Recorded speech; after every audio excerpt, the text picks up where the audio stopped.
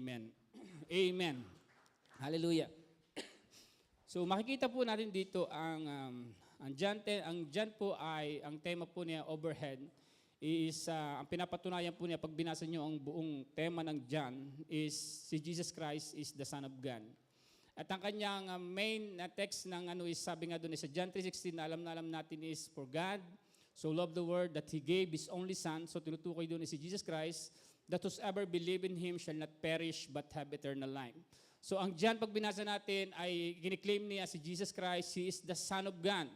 And even sa verse 8, kumatas po kayo dito na si Jesus Christ, kiniklaim na siya ay the Son of God.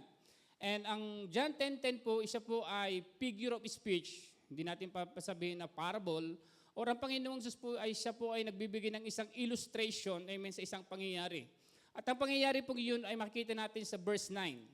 Makikita po natin kung atras po tayo ng John verse 9, ang Panginoong Jesus po, siya po ay nagpagaling ng isang bulag in birth. Siya po ay blind by birth, pinanganak na bulag. At ito pong lalaking ito po ay hindi sinabing edad, pero makikita natin sa text, kaya niya explain na sarili niya, ibig sabihin siya po ay majority na. O siya po ay nasa hustong gulang na, maybe 20 years old or 18 pataas. And makikita natin dito na ito pong kontrobersya na ito ay napaka-kontrobersya ang ginawa ng Panginoon dahil hindi lamang siya nagpagaling na may sakit, nagpagaling po ang Panginoong Isus ng bulag na yon sa araw ng Sabat. Amen? So mga Pharisee, alam nila kapag Sabbath day, dapat ang tao ay namamahinga. Amen? Kahit yung kanilang pagkain, sa Middle East, hindi pa naman nakarating doon, narinig ko lang, sa Middle East, pag sila, halimbawa, Sabbath day, kinabukasan, ang ginagawa nila, piniprepare nila lahat ng kanilang kakainin, nakahaypag na yun sa pagkainan. Amen? Tama, Tibioli? At kapag Sabbath day, wala kang gagawin, kundi mamahinga at kumain. Ang Panginoong Isus, ay inutusan, nakita niya itong blind man na ito, na nasa temple, dumaan ang Panginoong Isus, sabi doon ang salita ng Panginoon, at tinanong ng mga disipulo, sabi na, Panginoon or Guro, sa palagay mo, sino ang may kasalanan kung bakit ang lalaking ito ay bulag? Siya ba ang kanya bang mga magulang o siya? At sabi ng Panginoon, ang lalaking ito ay bulag at ito ay magiging instrumento sa kaluwalhatian ng Panginoon. Meaning ng Panginoon sa spot na yon, sa pangyayari may ituturo ang Panginoon sa mga disipulo at ito din aral sa atin. Say amen. At makikita natin dito po na ang blind man na yon, katulad po ng kanya pong itinutukoy sa John 10 na binasa natin, ito po ay isang metaphor na kapag ang Panginoon nagturo siya, nagpagaling, nakasulat sa Biblia, yung natural blindness ng isang mga tao or ng mga Pharisee, ang metaphor po niya ay spiritual blindness sa mga tao at yung mga Pharisee. Kasi sila hindi nila nakikita na si Jesus Christ, kiniklaim siya God. Amen? Pero dito, makikita natin ang Panginoong Isus, nagpakita siya sa blind man sa pamamagitan ng pagpapagaling sa kanya. Makikita natin ang John, meron siyang ilang miracles ang John, 7 miracles I think, to claim and to prove that He is the Son of God. Main miracles ng Panginoon. And makikita natin dito, in the natural world, seeing is very important. Amen? Dito sa natural world, ang paningin ay napaka-importante. Amen? Pero in spiritual world, amen, hearing is important. Amen? Kaya may word ng Panginoon na sabi doon ay, for we live by faith, sabi na 2 Corinthians 5:7, for we live by faith, alaman mo, hindi mo nakikita faith, and not by sight. Amen? Hindi sa pamamagitan ng mata mo, tayo tawag doon, for we live. Tayo nabubuhay sa pamamagitan ng pananampalataya. And Hebrews 4:7, part B, sabi doon, today, if you hear His voice, do not harden your heart. Amen? Sabi doon ay kapag narinig mo ang salita ng Panginoon, huwag mong pagmatigasin ang puso natin. At alam natin, paminsan, sabi ang nilagay ko nga dito, when you lose something, you just don't lose what you lose what it gives to you. Amen? Nakakalito na po. Sabi doon ay, when you lose something, you just don't lose what you lose what it gives to you. Kapag nawala mo ang isang bagay, amen, ang akala lang natin, nawala natin isang bagay na yon, pero nawala din natin yung paggamit ng bagay na yon. Katulad ng sasakyan. Kapag nawala natin sasakyan, akala natin nawala ang sasakyan, pero nawawalan tayo ng transportation para makarating sa lugar na dapat nating puntahan. At yung accommodation ng pamimili na idinudulot noon. And sometimes, sabi nga doon ay, when you lose your sight, you lose your clarity. Kapag nawala mo in natural realm, ang iyong sight, nawawala yung iyong clarity sa mga bagay-bagay dahil bulag ka, hindi mo nakita. Even your security, imagine mo na kay bulag, may darating na yabag. Ang napapakinggan mo lang yung yabag, pero hindi mo nakikita yung dumarating, security. Ngayon, ang tendency ng isip mo, amen? Ano ba itong nadating na ito? Isang threaten or yung may help siya sa atin? Ito bang dumadating na ito ay isang help sa atin, tutulungan tayo, or threat na tayo sasaktan? And sometime in the spiritual realm, amen, hindi natin nakikita yung pagkilos ng Panginoon that we are so dull, tayo ay bingi, hindi tayo nakikinig sa salita ng Panginoon, hindi natin alam yung ginagawa ng Panginoon kung ito'y makakatulong o ito'y judgment sa atin. Say amen. And then when you lose your sight, you lose your speed. Amen? Kapag ikaw ay bulag, hindi ka pwedeng magmadali dahil bulag ka. Nakita na naman siguro kayo ng bulag. Nakita po ako dito ng half-blinded or bulag talaga yun. Meron po siyang dalang aso. Yung aso ay may paningin, siya'y bulag. Or yung siguro yung labong-labong mata niya. Pero nakakapaglakad siya. Kaya kung mapapansin niyo po yung daan dyan, merong mga riga. Amen? Alam nila po yung basahay sa paan nila kapag tumutungtong. And then, nakita nila siguro yun, pag ganun-ganun yung kanilang mga stick. Para makita nila, kung merong, sabi natin, may obstacle na tatamaan, hindi sila, kung merong step, kailangan nilang humakbang. And makikita natin dito, kapag tayo ay walang vision or nalus natin ang sight, nalulus natin din ang ating speed. Ganon din po sa natural realm. Kaya sabi sa Corinthians, pag binasa natin, si Paul, ang concern niya sa Corinthians, sabi nila, kayong hanggang ngayon, milk pa rin ang pinakakain namin sa inyo. Dahil sobrang bagal ninyong umunawa. Hindi nyo maunawaan ang tinutukoy ng Biblia. Hindi nyo maunawaan ang sinasabi ko. Marahil nakikinig tayo, pero hindi lahat tayo nagiging mature. Sabi doon, ang bata, ang illustration ng Biblia sa baby, kapag ikaw ay gusto mo lagi ng milk, amen? Hindi mo pa kayang kumagat ng solid food, you are baby. Ang pagkakain na ba ng milk at saka ng solid food, ang solid food, amen, karne yun. Nagbibigay siya ng muscle. Nagbibigay siya ng energy.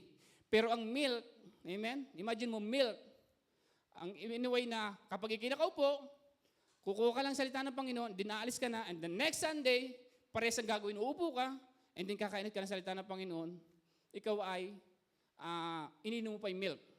At ang milk, imagine mo ang tatay or nanay, sorry, wala pala kaming milk. Ang nanay, amen, yung nanay niya, kakain siya ng karne, and then magpuproduce siya ng milk, kung baby pa yung and then yun ang iinumin ng bata. Meaning na ang kinakain mo, yung pinuproduce pa ng nanay mo. Pero kapag ikay mature na, kaya mo nang kumain apart doon sa nanay mo. Kaya mo na magturo, amen? Kaya mo magbasa ng salita ng Panginoon. You can catch up, you can learn. Naunawaan mo salita ng Panginoon, you will become mature. Amen? At ito po yung ating pinag-aaralan tuwing Sunday. Ayan. Yung iba na-miss, si Brother Larry, na-miss na yung kaninang umaga. Pero nangihinayang siya, glory to God. Pero ang ganda po ng ginagawa ng Panginoon, every Sunday at 8, tama ba? 9 a.m. to 10. Maganda po yung aming pinag-aaralan. Men's, women's, and then youth. And kami pong lahat. Amen? So, sabi doon ay, when you lose your sight, you lose even your speed.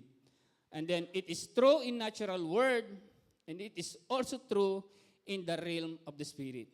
Kaya yung iba sa atin ay mabagal. Amen? Kasi hindi natin makita, namumuhay tayo sa sight. Madali tayong magdesisyon kung ano yung nakikita natin. Ang sabi ng Panginoon sa Biblia, do not fix your eyes on the things that is yung visible. Ang sabi ng Biblia, fix your eyes to the things that is invisible, which is the Word of God, the angels surround us, that God can provide every need. Amen? Dapat yung makita natin. And we are so concerned sa ating nakikita kung paano tayo magkwenta, kaya hindi magkwenta, hindi yung kaya tayo ay nalilimitahan naman in the spiritual realm. At ang problema dito nakikita natin, ngayon naggawa Panginoon ng isang figure of speech para turuan yung mga disipulo, yung mga Pharisee, gamit yung blind man na binuksan ng mata. Amen? Ang ating pong title, nilagyan ko lang ng title siya, sabi doon ay, I know that voice. Amen? Di ba, meron po tayo pinapanood na singing contest. Ang pangalan na yun, The Boys. Amen? Wala, hindi po yung The Girls. The Boys. So, palalaki lang. Joke lang po yun. So, sabi dito is, ang number one po natin makikita dito is, Jesus is the good shepherd. Amen? I know that voice. Sabi po ng ating text. I know that voice. Dahil po, ito po ay believe na binigay sa atin ng Panginoon. Dahil at the end, sa dami ng nadating sa ating mga konsepto, mga iniisip, mga voice, kailangan nating ma-distinguish sa realm of the Spirit, of the Word of God, kung alin na sa Panginoon at hindi. Dahil kung hindi po tayo nakabase sa salita ng Panginoon, malilimitahan po yung ating tinatawag na speed. Paglago sa Panginoon, paggamit ng Panginoon. And pag tayo ay tumagal at tumagal ng Panginoon, kanina nga sa paggalago, katulad ng po sabi ko kanina sa mga men, sabang kami nag-aaral, kapag hindi tayo nag-personal nagbasa sa salita ng Panginoon, nanalangin personal sa salita ng Panginoon, yun lang dalawang yun ang kailangan mo gawin. Magbasa ka ng salita ng Panginoon, manalangin ka sa salita ng Panginoon or sa Panginoon. Magbasa habang ikaw'y Kristiyanong narito, magbasa ka ng personal, manalangin. Magbasa, manalangin. Kailangan kasi natin ng panalangin to guide us, to understand. At kapag naunawa natin, alam niyo yung prayer na ibig natin mababago. Sometimes, pag tayo nanalangin, ang sabi natin ay carnal, na Lord, bigyan mo po ako ng magandang bahay, ng magandang kotse, gusto ko ganito. Dahil yun ang desire mo. Pero kung titingnan mo ang Biblia, dapat ang pinapanalangin yung will ng Panginoon. Kaya sabi ng Biblia, let thy will be done in earth like it, katulad ng alin? Ng heaven, hindi yung katulad ng ating kapitbahay. Amen? Kaya dapat tayo lagi nasa presensya ng Panginoon, nasa salita ng Panginoon. At kung hindi natin babaguhin ang ating routine, na tayo magbabasa na lagi ng salita ng Panginoon mananalangin, mahihirapan po tayo lumago. Dahil ang paglagong Kristiyano is being matured, and meaning of being matured is being like Jesus Christ. Kung wala tayo konsepto ng Panginoong Isus, paano masasabi ano ba ang hitsura ng mature Christian? Ang mature Christian is like Jesus Christ in the Bible. Kaya pag binasa nyo, gusto ko makilala ang Panginoon. Paano ko malalaman? Makikilala. Basahin mo ang Matthew, Mark, Luke, and John. Ito po yung 4 gospel na magtuturo sa atin, makikita natin ang Panginoon kung paano siya sa makasalanan, kung paano siya magturo, kung ano yung routine ng Panginoon. At kapag ginawa natin yan, we are be like more Jesus Christ. So magiging kamukha tayo ni Kristo. Amen? And number 1 dito is, Jesus is the good shepherd. John 10:1-3. Sabi doon, I tell you the truth. The man who does not enter the sheep pen by the gate, but climbs in by some other way. Sabi doon ay, ang tao na hindi dumaan doon sa pintuan, pero siya ay nag-climb or umakyat sila sa mga bintana, sa ibang daan, is a thief and a robber. Sabi doon, ang dumaan sa bintana, pag hindi dumaan sa pinto, sabi doon ay, sila ay mga magnanakaw at saka parang pares lang yung robber, Robber, thief. Iba kasi yung thief. Ang thief, walang tao sa bahay, pumasok, ang tawag po doon ay, tama pala, thief. Din pumasok ka sa bahay, ninakawan, tawag doon ay thief. Ang robber naman, may tao sa bahay, or may tao sa bangko, kaya tawag sa bangko, robbery. May tao sa bangko, pumasok yung magnanakaw, ang tawag doon ay robber. Kaya sabi doon, ang dumaan sa bintana, na hindi dumaan sa pinto ay mga magnanakaw. Gamitin yung thief and the robber. Amen? And sabi doon ay, the man who enters by the gate is the shepherd of his sheep. Sorry. The watchman opened the gate for him, and the sheep listened to his voice. He called his own sheep by the name, or by name, and leads him to them out. Okay? So makikita po natin dito, hindi po natin pwedeng ihiwala itong chapter 10 sa chapter 9. Ang sinasabi po dito, dahil ito po yung tinatawag na nagamit ang Panginoon, figure of speech sa gustong ipaliwanag yan sa nangyari at doon sa kontrobersyal ng mga Parisi. At ang sabi ng Panginoon, ang hindi dumaan, amen, sa pintuan, at ang Panginoon, siya ang gate, Jesus Christ is the good shepherd. Mamaya pa pala yung isa. So I think nilagay ko din na Jesus Christ is the good shepherd. Amen? O nilagay ko ata dyan ay, Jesus is the, kulang yung akin din. Jesus is the gate and the good shepherd. Dahil yung mga Parisi po, sa panahon ng point na ito, ikiniklaim nila, dahil hindi nila kilala ang Panginoon. Imagine, sila ay Parisi. Inappoint sila from Aaronic naging lamang tradisyon nila yung kanilang trabaho. In a way na naging routine na lang. Nawala na yung presensya ng Panginoon, naging routine sa mga Pariseyo. And then ang mga Pariseyo, yung ginagawa nila, minanala sa kanunuan si Abraham. Kaya binanggit din po dito si Abraham at si Moses, pero hindi na po natin kayang balikan yon because of time. And then ang mga Pariseyong ito narito at iyon ang pinamana sa kanila from Abraham and Moses. At then dumating ang Panginoon na siya kiniklaim na si Jesus Christ or siya ang Son of God. And then of course ang mga Pharisees, sabi nila ay sino ka? Hindi sila makapaniwala na, siyempre hindi siya makapaniwala na yun ang the Son of God. And then kaya ang mga Pharisee, ang iniisis nila yung mga law, katulad ng Sabbath. Amen? Kaya ang mga tao ay nadidivide dahil nakita nila yung kapangyarihan ng Panginoon nagpagaling ng bulag, and then sa isang part ay nagpagaling ang Panginoon ng Sabbath. Meaning, ang Panginoong Isus sa gitna ng tradisyon, amen, gumawa siya ng miracle na sabi doon ay walang makakagawa ng isang ganong pangyayari or either siya ay demon or siya ay galing sa Panginoon divine. Or either siya ay demon na meaning mo ito, 20 years, ilagay natin 20 years yung tao na yung bulag from birth. Na yung kanyang pagkabulag, pinagaling ng Panginoong Isus. So ang tendency ng isipan ng tao, ito ay miracle or either ito ay sa demonyo or ito ay sa Panginoon. Amen? At kaya na-divide ng mga tao, sabi doon ay, kung yan ay sa demonyo, wala pa akong nakikita na ang demonyo ay gumawa ng mabuti, nagpadilat siya ng mata. And then the other part, ang Panginoong Isus, siya ay nagpagaling on the Sabbath day. Ay talagang malilito ka doon. Dahil kasi Sabbath ito, sabi ni Moses, kaya sabi ng Panginoon, nakikipag-argue, yung Pariseyo sa mga bulag, sabi ng mga Pariseyo, ay hindi kami servant niyang si Jesus na yan. Kami mga disipulo ni Moses, or ni Abraham. At sabi ng Panginoon, kung kayo ay disipulo ni Abraham, dapat ginagawa niyo yung sinasabi niya. Dapat ako ay pinapaniwalaan niyo kasi nagpadilat siya ng mata. And makikita natin dito, ipinapakita dito ng Panginoon that Jesus Christ even, He is the Son or siya ang the Lord of the Sabbath. Amen? And then sabi doon ay, Jesus is the Good Shepherd. Makikita natin, ang Pariseyo, ang alam nila to enter the kingdom of God, or para ikaw ay yung ginagawa nilang luma, amen? Para ikaw ay in doon sa kultura nila or sa relihiyon nila, dapat ginagawa mo yung minana naming tulo sa aming mga ninuno. Amen? Pero sabi na pa kaya dito, kaya po, ang ating ipinipreach dito is nakalagay sa Ephesians 2:8 and 9. I think, lagay nga natin na doon. Sabi doon na, it is by grace, you have been saved. Ang sabi po dito, gusto ko lang pong bigyan ng point itong isang ito. Jesus is the good shepherd. Ephesians 2:8 and 9. Ayan. Ephesians 2:8 and 9. For it is by grace you have been saved, through faith, and this is not from yourself, it is the gift of God. And then, not by works, so that no one can boast. And makikita po natin dito, ang mga Pariseyo, ang alam nila para sila ay maligtas, o yung mga tinuturuan is by obeying the law. Huwag ka papatay, huwag ka magnanakaw, huwag ka mangangalunya, blah, blah, blah, alam natin yon. And then sabi doon, igalang mo ang Sabat. Yun ang sinasabi. And then ang Panginoong Isus, gumawa siya ng miracle sa Sabat, na labag parang sala sa Sabat yon. And then pinapakita ng Panginoon dito na ang pagsunod, marahil makita na doon na ang pagsunod makikita natin yung transition, ang pagsunod sa law, amen.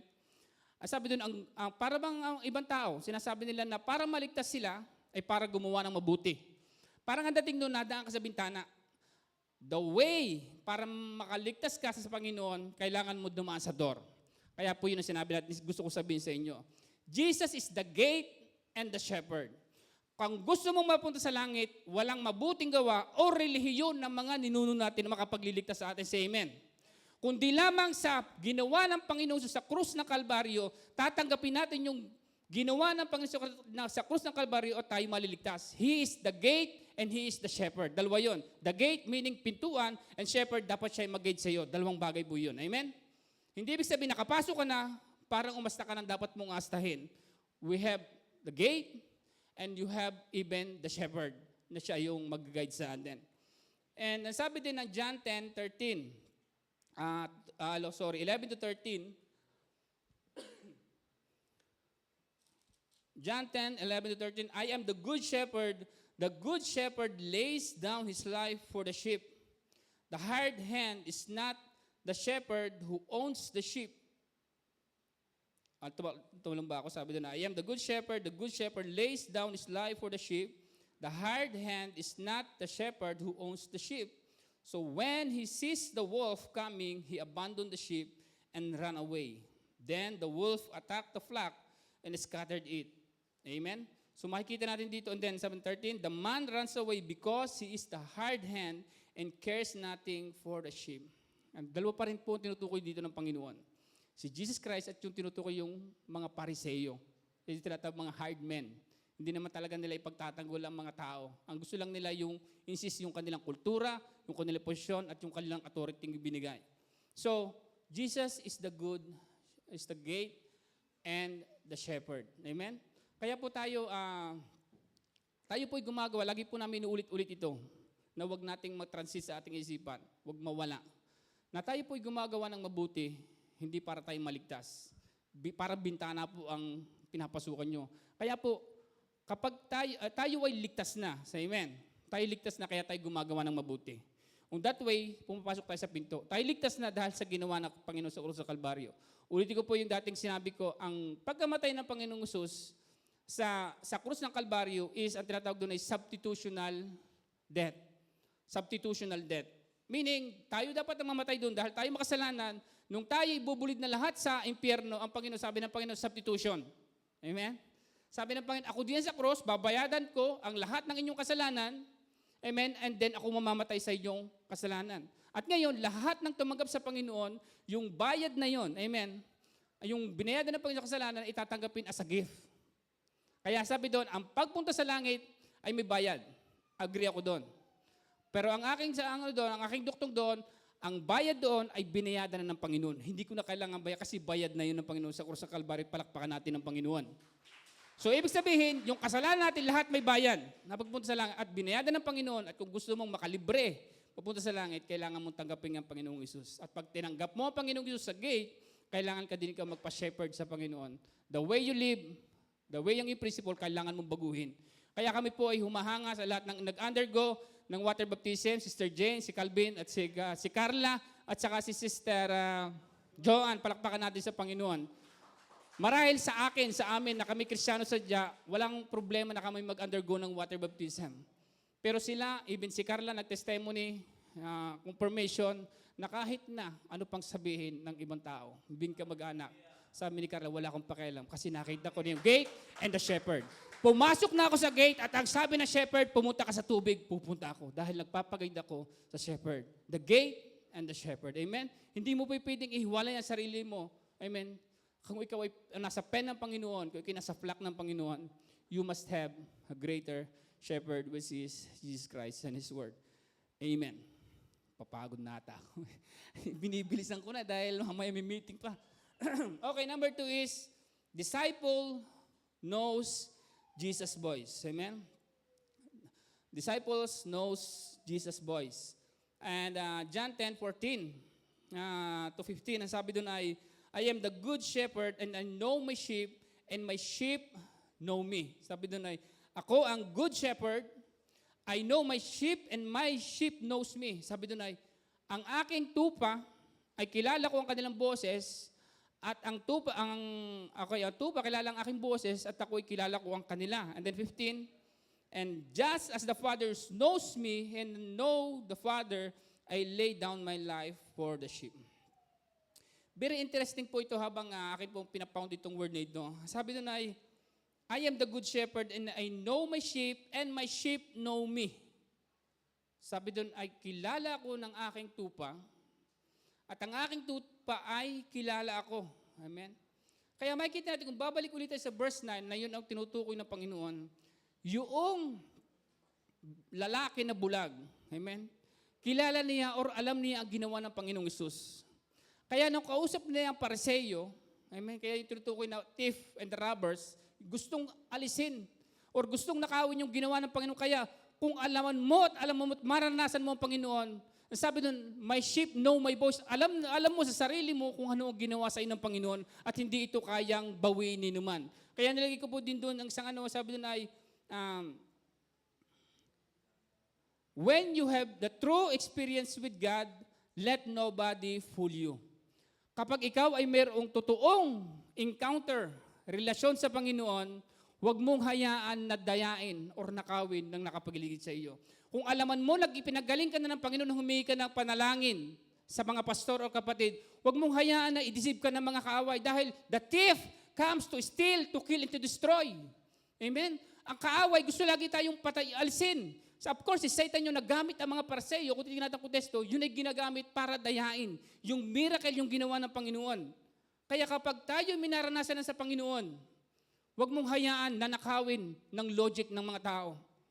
Dahil alaman mo at alam mo sa sarili mo na pinagaling ka ng Panginoon. Na dati kay mabisyo, lublub ka sa bisyo, pinagaling ka ng Panginoon, na wala lahat ng desire, ang Diyos ang gumawa nun. Na dati wala kang trabaho, humingi ka ng prayer, nagkaroon ka ng trabaho. Nung dati umiiyak ka, nagpunta ka sa church, sabi mo ang pamilya mo at hinango ng Panginoon or pinagbigkis ng pamilya mo, huwag mong hayaan that nobody fools you. Ang Diyos ang gumawa nun. Kaya sabi doon ay, the thief comes to steal, to kill, and to destroy, but God has come to give you life and have it to the full, abundant. Amen? Kaya po, magsisimula tayo sa, kaya po, nilagay po dito, nasa baba pala yan. Okay, nawala yung anong yan. Kaya lagay po dito, the disciples know Jesus' voice. Or nalagay natin, the true disciple know His voice.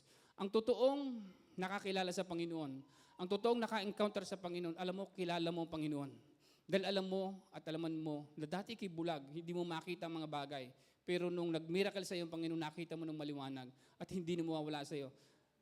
Alam nyo, very to, dahil noong ang Panginoon pinagaling yung lalaking yon, nagpuntahan ng Pariseo, dinala ng mga tao sa Pariseo ang lalaki. At sabi ng mga tao, ay ng mga Pariseo, yan ba yung bulag na nado sa gate na namamalimos? Ang sabi ng mga, siya po yung bulag.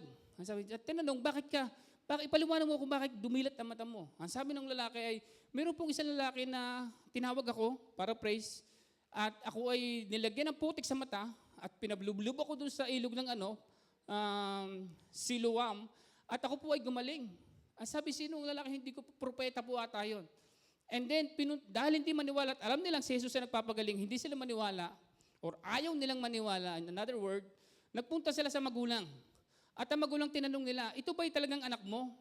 Ang sabi ng mga magulang ay, isa lang ang masisigurado namin. Yung lalaking yan ay anak namin. Pero hindi na po kami makakapagsalita pa ng iba. Tanungin nyo na lang siya. Ibig sabihin may edad na siya. At alam niya po yung nangyari. At sabi doon ng Biblia, kaya ganun ang mga magulang niya, hindi nila sagutin ng direkta dahil takot sila sa mga Pariseo or sa leader of the law at sila itatapon palabas ng sinagog. May ibig sabihin, palabas ng sinagog. And then, binalikan na naman nila yung lalaki. Ikaw ba talaga, paano ka ba pinagaling ng Panginoon? Ang sabi ng lalaki, di ba pa 2 beses ko na sinabi sa inyo na pinagaling ako ng Panginoon. Ang sabi pa nga doon ay, sabi nila, second time, they summoned the man who had been blind. Sabi doon, give glory to God by telling the truth. They said, we know this man is a sinner. Ang sabi doon ay, sabi ng mga Pariseo, yung lalaki nagpagaling sa iyo makasalanan.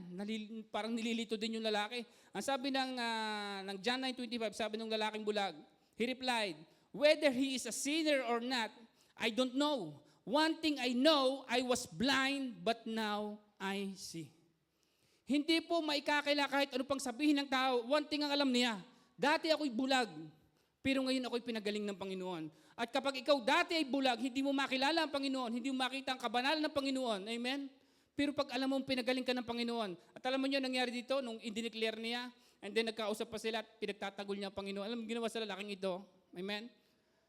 Itinapon siya palabas ng sinagog. At katulad ng palakpakan natin na po si Carla, sabi nila, kahit na hindi nila ako pansinin, kapag naranasan mo ang Panginoon, I don't care. Alam ko ang nangyari sa akin. Alam ko ang ginagawa ko. Salita ng dati hindi ko makita pero inalis ng Panginoon yung talokbong na yun. Ngayon nakikita ko na, sumusunod ako sa Panginoon. Kahit pa sabihin nyo, lagi kayong hallelujah, hallelujah diyan. No. Dahil dati ako'y bulag. At kayo naman ngayon ang bulag.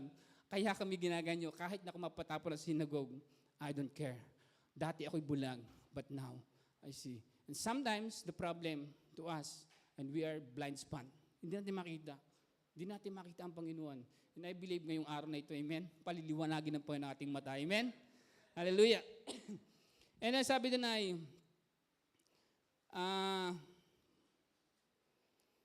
okay, hindi ko na babanggitin yung nilagay ko na sa Galatians, the voice of Satan and the flesh. So, hindi ko na babanggitin yun. Taligyo na tayo. Number 3 is, Jesus protect the sheep like shepherd. Amen? Ang sabi ng John 10:11, John 10:11 to 15. I am the good shepherd. The good shepherd lays down his life for the sheep. The hired hand is not the shepherd and does not own the sheep. So when he sees the wolf coming, he abandons the sheep and runs away. Then the wolf attacked the flock and scattered it. The man runs away because he is hired hand and cares nothing for the sheep. Ang sabi ng 14, I am the good shepherd. I know my sheep and my sheep know me. Napakahalaga po yung dalawang salita yun. Kung tunay na kilala mo ang Panginoon, kilala mo ang kanyang boses. At alaman mo din ang stranger na boses. Amen? Hallelujah. And then sabi doon, so when he sees the wolf coming, they abandon the sheep and runs away. Then the wolf attacked the flock and scattered it. And 13, the man runs away because he is the hard hand and cares nothing for the sheep. I am the good shepherd. I know my sheep, and the sheep knows me. And then 15, just as the Father knows me, and I know the Father, I lay down my life for the sheep. So makikita po natin dito ay Jesus protect the sheep like shepherd. Amen? And dito ko na ako tatapusin habang ang worship team ay tatawagan ko po para sila ay kumanta kung anong kanilang nais na awitin connected sa ating message. Sabi doon ay, Jesus protect the sheep like shepherd. Amen? Katulad nung lalaking iyon, amen, wala na siyang pakialam sa sasabihin ng mga tao. Amen? Wala siyang pakialam. Parang maliit na bagay na yon nung siya mapatagtag sa synagogue. At ang tunay talaga, nakikita natin dito, ang tunay na nakakilala sa Panginoon. Bagamat ang pagkakilala natin sa Panginoon is gradual. Gradual, amen. Makikita mo at nakikita mo, amen, yung talagang nagbibigay. They are willing to lose even everything to follow Jesus because they know the sheep.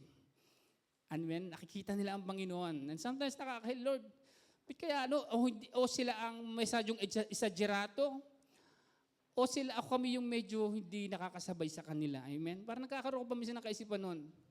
O exaggerato yung pagsunod nila, o ako baka yung medyo hindi ko nakikita yung ginagawa ng Panginoon. And ang paglakad sa Panginoon is a gradual. Amen? Habang tayo sumusunod, sabi ng Panginoon, as we step forward in faith, lalo ang Panginoon papakita sa atin.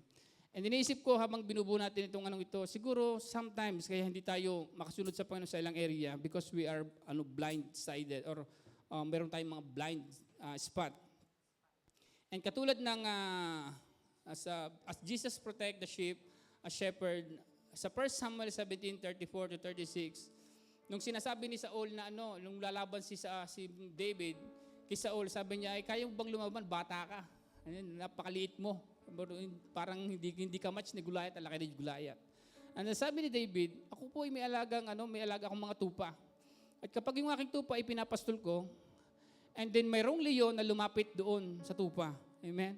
Kapag yung leon na yun ay kinuha yung maliliit kong tupa, ang sabi ni David, siyempre leon yun, lalaki nun, ang lakas nun. Ang sabi ni David, kapag kinuha ng leon na yun ang tupa, hinahabol ko yung leon na yun, hinahabol ko ng hinahabol. At kapag inabot ako, hinahawakan ko sa buhok, doon sa likudan ng buhok, at tahawakan ko sa panga, sabi niya, at kukunin ko yung tupa. At sabi doon, pag nakawa niya ang tupa, papatayin niya yung leon, sisirain niya yung panga ng leon. At nakikita ko po dito, sabi ni David sa Psalms 23, that God is my shepherd, I shall not want.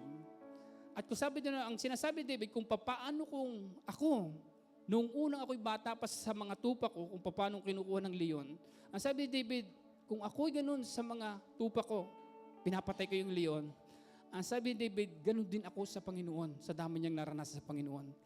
Lagi akong nililigtas ng Panginoon. At sinasabi ng Panginoon, kung susunod ka sa Panginoon, parang mapanganib. Yung aming pinag-aralan kayo ng umaga, ni na Jeff, yung mga men, sabi doon ay, being mature or obeying God is not, is difficult. Tama ba yung word ko? Pero na yung concept ng pagsunod sa Panginoon or maging katulad ni Kristo ay mahirap. Of course, mahirap. kung hindi ka nananampalataya, if you are blinded, kung hindi ka sigurado. But faith is a substance of the things hoped for. You must have an assurance that God will provide. Amen? You must have the assurance that this is the Word of God and you will go. Amen? Kaya sabi doon, ang sabi ng Panginoon, kung tayo ay susunod sa Panginoon, hindi tayo pababayaan ng Panginoon. Pamula noon, hindi na natin nakita yung story ng lalaking ito. Pero ito po isang example sa atin. At katulad din po ng na-share ni Pastor JR kayo ng umaga, si Shadrach, Meshach, at Abednego. Alam natin na si Meshach, Shadrach, at Abednego, sa pagsunod sa Panginoon, amen, sila itinapon sa pugon. At habang sila ay nasa pugon, amen, naglalakad sila sa pugon, 3 sila, pero nung nagkalaon na sa gitna sila ng pugon, nakita ng hari. Napatay yung hari. Amen. Nakita niya, bakit apat na yung naglalakad. So tinawag niya yung servant niya, pumarito ko nga, tingnan mo. 3 lang yung tinapon natin. Amen. Pero bakit 4 na yung naglalakad? At sabi, pero yung pang-4, parang anak ng Diyos. Walang iba kundi ang Panginoong Hesus. Hindi nag-promise ang Panginoon na walang trials ang buhay bilang Kristiyano. But God promised that I will never leave you nor forsake you. Because the thief comes to steal, to kill, and to destroy. Pero kailangan tayo magkaroon ng assurance that God is always with us. You have to go through to the fire. But you have to go it through. Para yung kalawalhatian ng Panginoon, on the other side, maluwalhati ang Panginoon.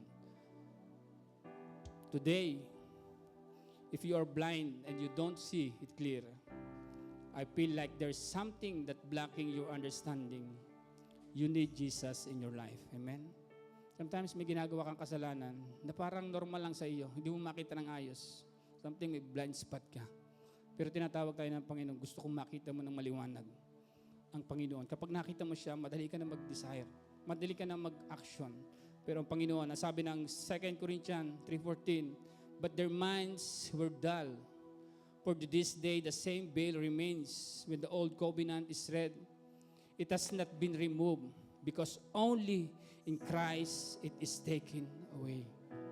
Alam niyo, ang Diyos lamang. Sometimes hindi mo makita yung identity mo. Hindi mo mawari yung sarili mo. Hindi mo makita ang sarili mo. Pero dahil nabablind ka ng mundong ito, pero sabi ng Panginoon, kapag tinanggap mo ang Panginoon sa araw na ito, yung blindness na yon, makikita mo na nagkasala ka, nagkulang ka, or nagkakasala ka, aalsin ng Panginoon, ay itutuwid ka ng Panginoon dahil ang shepherd, kailangan kang maituwid sa tamang daan. At yun ang gusto ng Panginoon. Gusto ng Panginoon tayo maging prosperous ang buhay. And it will relent kung tayo bulag in spiritual realm. Kaya po tayo tumoy sa Panginoon. Hallelujah. Tayo awit. And I will end with prayer. And our pastor will give the conclusion. Hallelujah, Pastor Ron.